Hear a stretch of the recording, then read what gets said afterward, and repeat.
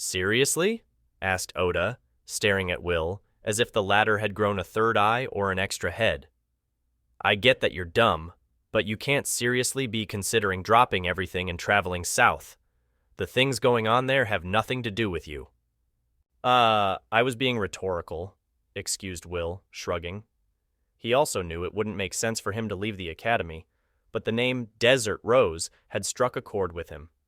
It was the name of the slave-turned-gladiatorial champion that he had read about a few months prior, causing him to think of Z.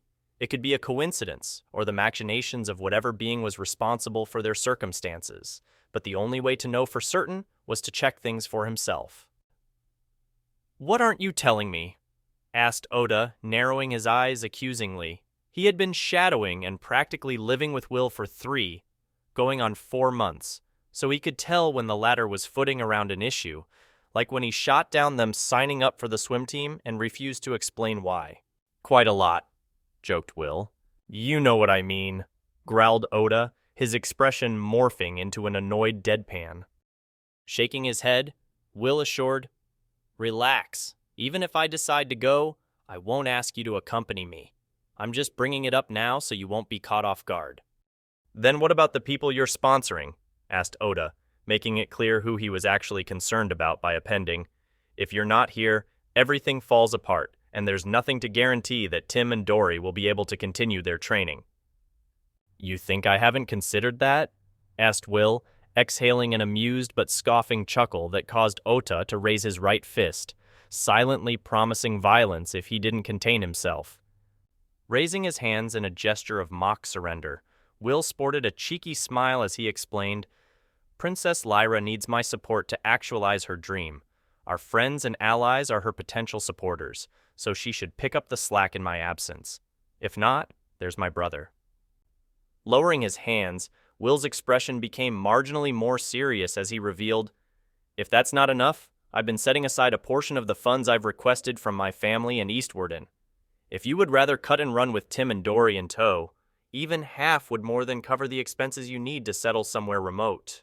"You know Tim would never accept that," Oda muttered, pouting as he exhaled audibly from his nose.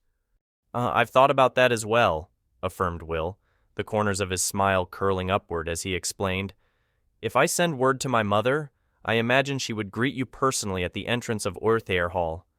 We both know Tim plans to serve my family as a knight once he graduates. What he's failed to consider is that his attendance at the academy isn't strictly necessary to achieve that goal." Feeling that Will had played him, Oda's right eye twitched as he fought the urge to flip the former's desk, grab him by the ankles, and grind his crotch beneath his heel. "What's with that look?" asked Will, pointing out. "I didn't deceive them, nor you. I'm only offering to send them to Orthair Hall because there is a non-negligible chance I could die on my journey. Before, it was better to have them train and familiarize themselves with Eastwarden, since that is most likely where they'll be employed post-graduation." Releasing the tension in his body, Ota crossed his arms and asked, "Why do you even need to escort those 2 brats? You're loaded. Just teleport them where they need to go." "Because I want to check on something and maybe enter a few of the dungeons Dieskird is famous for," excused Will, speaking truthfully. He had wanted to try entering a dungeon from the moment he learned about them, but his mother would never allow him to enter the one nearest their estate. "Why?" asked Oda, reiterating.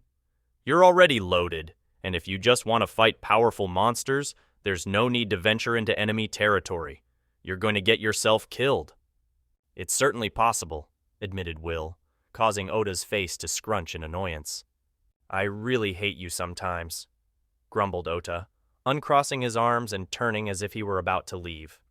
Before doing so, however, he turned to glance at Will over his shoulder, adding, "Your death would cause a lot of problems for a lot of people. So if you do decide to go, let me know. I'll make sure you make it back in one piece." "I understand," replied Will, his expression softening as he added, "And thank you." Yeah, whatever," grumbled Oda, turning around and departing without further comment. In his wake, Will turned his chair sideways and reclined with his hands folded atop his stomach, a faint smile adorning his face. He wasn't surprised by Oda's decision to accompany him should he decide to go, but it made him happy. With news of what had transpired in the South circulating throughout the academy, Aisha was in a worse mood than usual. She found it a lot harder to remain focused in class, and since she hated cleaning and keeping the grounds of the academy, she was one snide or teasing remark away from assaulting someone. "Your ears are drooping," remarked Will, approaching Aisha near the end of her sword dance. They shared guided training lessons from 6 to 9 a.m., 6 days a week, so he had a pretty good idea of when she was nearing her limit and needed a break. Ceasing her dance, Aisha, panting heavily, stared at Will with a mix of anger, confusion, and mild curiosity as she asked, "What do you want?" "How are you holding up?" asked Will, preferring forth a canteen of ice-cold water. Alternating her gaze between Will's face and the canteen, Aisha frowned but eventually accepted it, staring at the container's opening for several seconds before bringing her lips to it and chugging nearly the entire thing in a single go. Pulling out a towel next, Will added, "I know how frustrating it can be to hear about terrible things happening in your homeland and being unable to do anything about it." Alternating her gaze between Will's face and the canteen, Aisha frowned but eventually accepted it, staring at the container's opening for several seconds before bringing her lips to it and chugging nearly the entire thing in a single go. "I don't need your consolation," muttered Aisha. But, as she had already accepted the canteen, she exchanged it for the towel, using it to wipe her face, neck, and exposed shoulders as she asserted, "The Sultana will be found, and those responsible for the attack will be hunted to the ends of Andorra." "Then try and cheer up," said Will, adopting a faint smile as he turned to depart. "Wait," muttered Aisha, causing Will to stop and face her by half-turning his body. "What's up?" asked Will. "You interrupted my training," accused Aisha, averting her eyes. "You have an obligation to help me make up for the time you wasted." "Sure," responded Will, fully turning around and holding out his left hand, his right held behind his back as he adopted a relaxed smile and made a come-hither gesture. Then, for the remainder of their morning lessons, he permitted Aisha to vent until she was completely tuckered out, resulting in her falling asleep the moment they started homeroom. "It's rare for you to request a meeting," hummed Lyra, looking pleased as she inhaled the pleasant aroma of Will's tea. In reality, he had never been the one to request a meeting, so she was equal parts nervous and excited to be drinking tea with him alone. "I wanted to speak with you privately," said Will. "Not that you can't share what we discuss with those you trust. It's just more convenient when it's the two of us." "In other words, you intend to ask me a favor," mused Lyra, setting down her cup of tea, crossing her left leg over her right, and linking her hands together atop her knee as she said, "Let's hear it," with a confident smile. "Depending on how events play out in the coming weeks or months, I may leave the academy for Dieskert," Will revealed, causing Lyra's eyebrows to rise and her eyes to blink in surprise. "May I ask the reason?" questioned Lyra, taking the opportunity to point out, "You're aware that a growing number of people are attempting to pin the blame for what transpired in Dieskert on the Orthir constellation, correct? If your intentions are discovered, it will exacerbate the situation."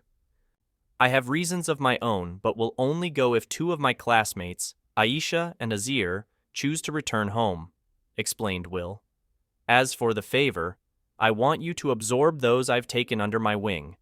You don't have to finance them, but if you can keep them from being swallowed up in my absence, I would greatly appreciate it."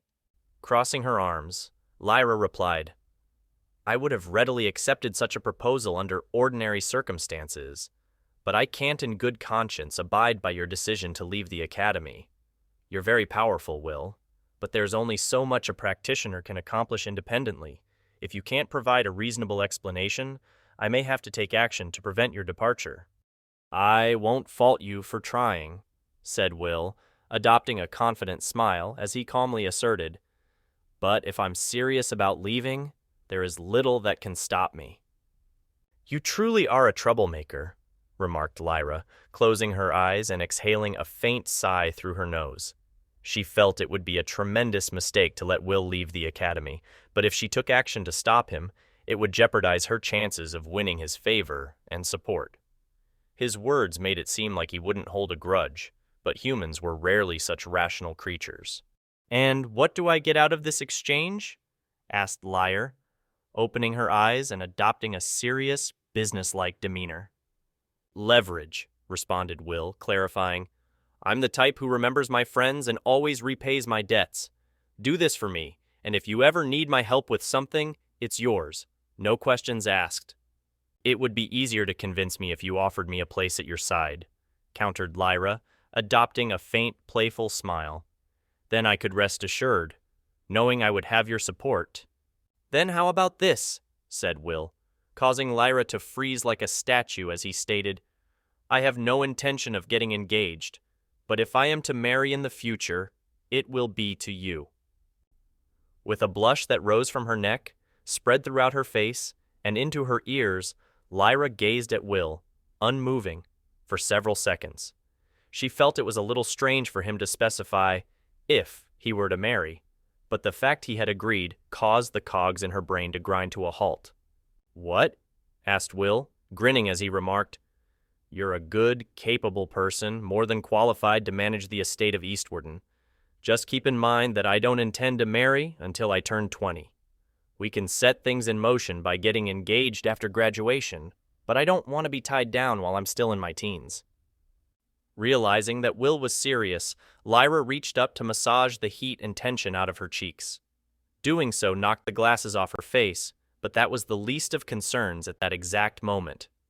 Her biggest concern was the boy seated across from her, sporting an amused smile. After that were her friends, each of whom had expressed at least a middling desire to be Will's future wife and lady.